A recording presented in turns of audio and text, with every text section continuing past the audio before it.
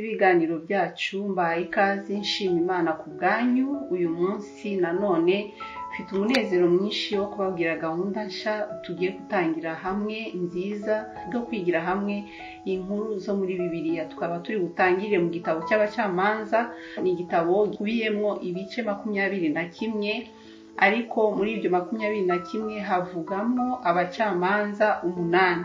Uyu munsi rero tukaba tugiye kwigira hamwe umucamanza wa mbere witwaga Otineyeli. Otineyeli ni umuntu ki, yakoze iki, yamaze iki ku bwoko bwa Isirayeli? Kera rero Bibiliya itarandikwa abantu bajyaga bayibwirwa nk'inkuru, nabo bakayibwira abana babo, bikagenda bimera bityo kugeza ubwo byashizwe mu nyandiko. Iyo wumvise inkuru kenshi usanga utayibagiwe.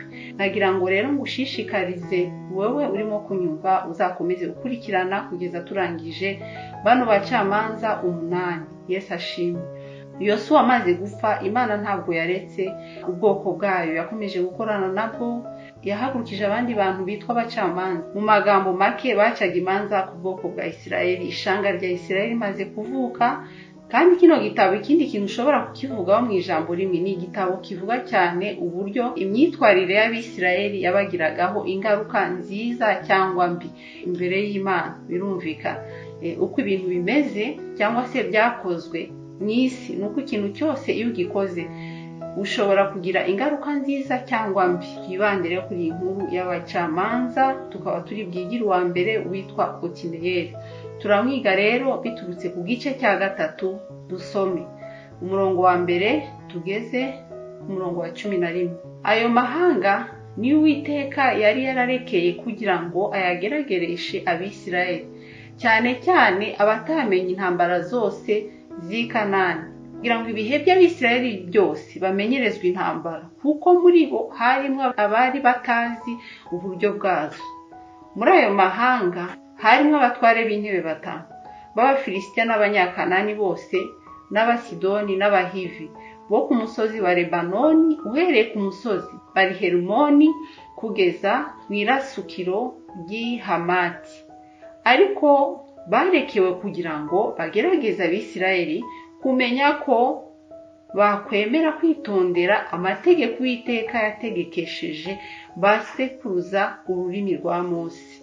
Ku murongo wa 5, nuko Abisirayeli baturana n'Abanyakanani n'Abaheti n'Abamori n'Abaferezi n'Abahivi n'Abayebusi, barashingirana kandi bakorera imana zabo.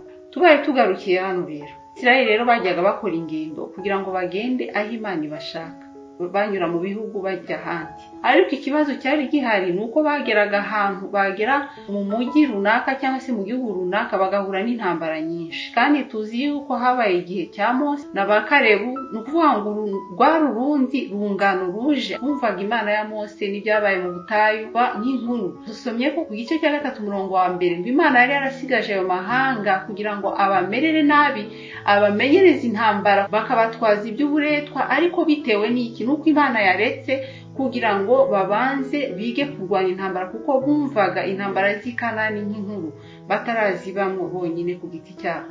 Ibi biratwigisha iki? Biratwigisha ko hari igihe tuba mu buzima bwacu, twize ko ubuzima bwacu hano ku isi ari urugendo iyo wizera Imana.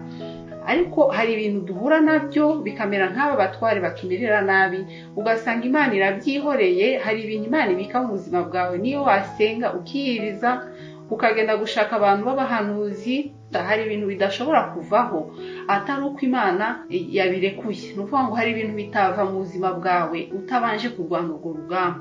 Ni ukuvuga ngo urwo rugamba ni ngombwa ku buzima bwawe kugira ngo nawe uzagire ubuhamya, uzagire Imana yawe uvuga, atari Imana y'amakuru wumvishe mu buhamya bwa bene so cyangwa se mu nzu y'Imana cyangwa mu bantu bizera. Ugomba kugira ubuhamya bwawe ku giti cyawe binyuze mu rugendo wagiye unyuramo. Ibigerageza Imana yagiye ireka ikabishiraho kugira ngo ubashe kuba umurwanyi, nawe ubashe kumenyerezwa intambara. Ariko rero ikibabaje, ku murongo wa 6 ngo bageze aho hantu batangira gushingiranwa n'abo bantu, batangira kwivanga, batangira kuba abandi bantu. Tugende rero twige umucamanza wa mbere witwaga Otineyeli. Ku murongo wa 7 rero turakomeje gusoma. Nuko Abisirayeli bakora ibyangwa n'Uwiteka bibagirwa Uwiteka Imana yabo, bakorera Bali na Asheroti. Nicyo cyatumye umujinya w'Uwiteka ukongera Abisirayeli, abahana mu maboko ya Kushariyashatayimu umwami w'i Mezopotamiya. Abisirayeli bakorera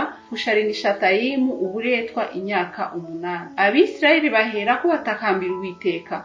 Uwiteka abahagurukiriza umuvunyi witwa Otineyeli mwene Kenazi, murumuna wa Kalebu, ari we wabakijije. Umurongo wa 10. Kandi umwuka w'Uwiteka umuzaho, aba umucamanza w'Abisirayeli. Arahaguruka aratabara, Uwiteka amugabiza Kushariyashatayimu umwami w'i Mezopotamiya, aramunesha. Nuko igihugu cyabo gihabwa ihumura imyaka 40, maze Otineyeli mwene Kenazi arapfa. Niki rero twakwigira kuri Otineyeli? Ko bageze i Mezopotamiya, aba bantu b'Imana bamaze kwivanga barashakanye n'abanyamahanga, byabateye gutangira kuramya ibigirwamana. Ku murongo wa 7 ngo baramya Bali na Asheroti, barangije baramukorera. Iyo utangiye kwivanga muri wewe mu bintu Imana itagushakaho, utangira kuramya ibigirwamana. Ukuramya ibigirwamana no kubikora no kuvuga iki? Nukuvuga ngo ni kuva ku Mana yaremye ijuru n'isi, yaguhaye ubuzima, ikaguha amahirwe yo kuba ku isi no kunyura muri izo ntambara kuko yisigarije ibigeragezo, ugatangira kureba icyo kintu kirimo kiragutegeka cyagushizeho ubutware, ugatangira kwibagira Imana, ugakora ibyo cyo kigusaba, ukagenda uyimura.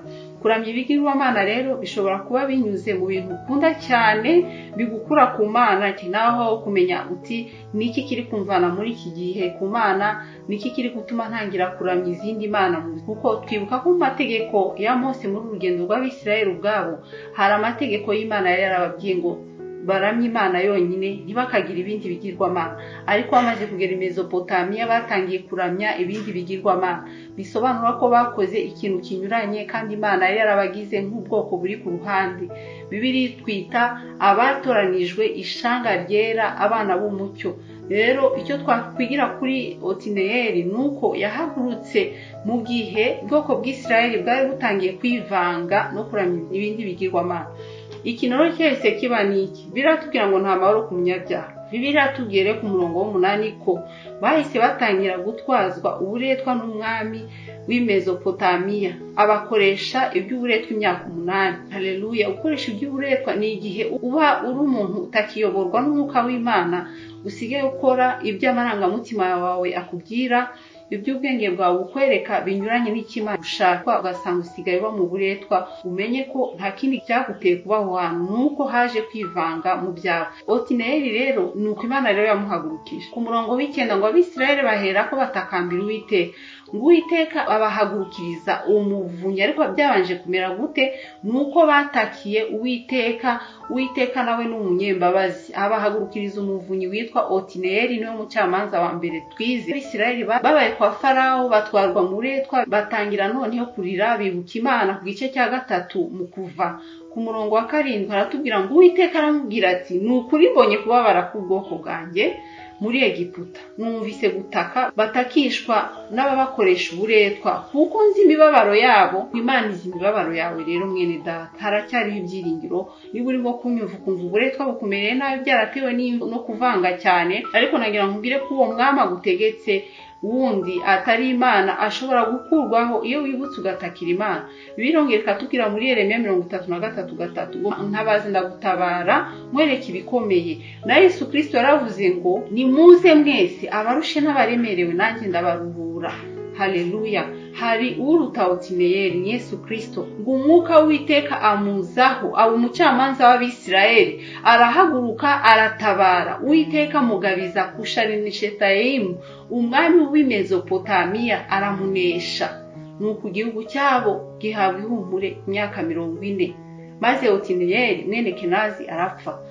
Haleluya! Bahawe ihumure imyaka 40, ariko ngo umwuka w'Imana niwe wamujeho kugira ngo abashe kunesha. Ukeneye umwuka w'Imana uyu munsi, usaba Imana kandi uhamagare umwuka w'Imana. Umwuka Yesu Kristo yadusigiye, yaravuze ngo birakwiriye ko ngenda nkabasigira umwuka wera. Uyo ngo azabasaba ngo azabigisha kumenya icyaha n'ikitari icyaha. Ngo umwuka w'Iteka yaje kuri Otineyeli, arangije kumuzaho, amwuzuza imbaraga zo kunesha uwo mwami. nagira ngo uyu munsi nta mahoro ku munyabyaha mwene data, hakaba haraje kwivanga mu buzima bwawe, ukumva urarushe n'uburetwa. Yego n'iby'ikigeragezo cyose cyaraje, biravuga ngo nta kigeragezo na kimwe kitari cyo kwihanganira, ngo kandi iyo kimunaniye Uwiteka mucira icyanzu akabivamo, akabona kugira neza kw'Imana. Twibukanye ko hari uwaremye ijuru n'isi, waremye Otineyeli, ngo Otineyeli yarapfuye ariko Yesu Kristo aracyahari.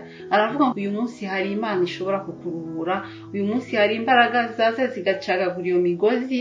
Uwo Mwuka Wera birashoboka ko yakuvana munsi y'ubwo buretwa mwene data, kugira ngo uve munsi y'uwo mwami arimo kukuganza, nicyo kigirwamana uramya. Bire kuramya Imana yaremye isi n'ijuru ubohotse, kuko uburetwa si byiza. Imana y'inyembabazi ishobora kumva gutaka kwawe uyu munsi. Haleluya. Birashoboka ko uyu munsi watabaza Imana. Hari umwami w'amahoro Yesu Kristo, we azayaguha muri ubu buzima bwo ku isi, kandi no mu ijuru muzabana. Rero tukaba turangije kwigira hamwe umucamanza Otineyeli. Rero nagira ngo dusengere hamwe. Mwami Yesu Kristo, ndagushima kuri umwami w'ibihe byose, wabaye Imana y'Abisirayeli kuva rino shanga rikiremwa na n'ubu twese twizeye bene Mose.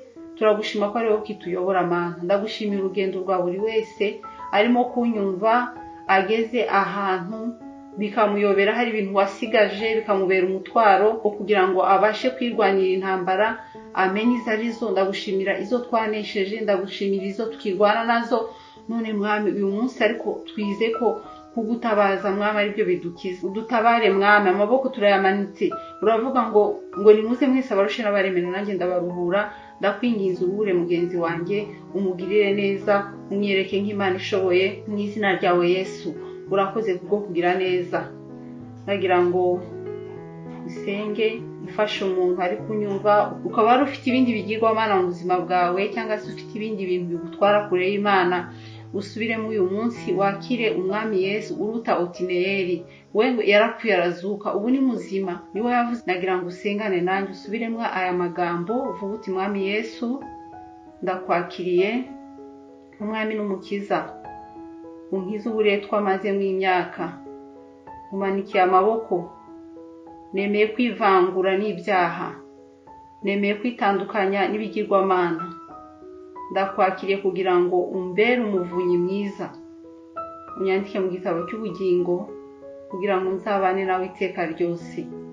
Ndagushimiye ko unkijije uburetwa bwose. Ndagushimiye kutabara abagutabaje. Izina ryawe ryubahwe uniteka ryose. Amen. Ndagushimiye wowe wabashe kumva kugeza ku iherezo. Uwiteka aguhe umugisha. Uyu munsi twize umucamanza wa mbere mu gitabo cy'abacamanza. Tuzakomeza undi mucamanza ubutaha. Yesu aduhana umugisha. Amen.